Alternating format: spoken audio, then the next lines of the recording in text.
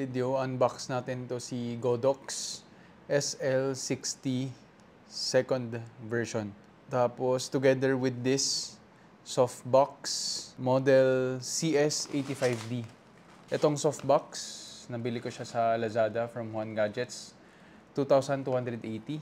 While itong CSL60, 5,199 pesos.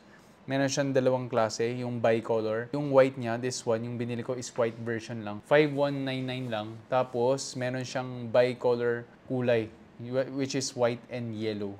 Kasi yung mga ibang professional level kasi na ginagamit nila na lighting, sobrang mahal na. So, ito yung parang entry level, I guess. The box is yung pinaka-light body niya. May lamp cover, may lamp Bowen mount reflector, power cord, and instructions manual. Ito yung reflector. And ito yung pinaka-light box natin. For the light box, ang daming switch dito sa likod. Reflector. Then power cable. Makapal yung wire niya. CS85D. So medyo malaki siya.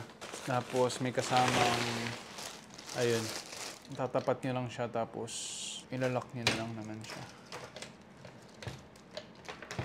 Like that. You will hear a clicking sound after. Guys, ito yung magiging itsura niya. So kailangan nyong itulak. Gagawin nyo lang is itutulak siya, pabilog siya. Tapos may hooking siya sa ilalim. So papakita ko lang mga ibang basic functions dito. Like the dimming of light. May knob siya. Meron like may mga functions dito. Pwede mong i-adjust yung mga functions niya. Daanan lang natin lahat ng functions. So nagbi-blink lang siya. Pero may different. Tapos ito strobe naman.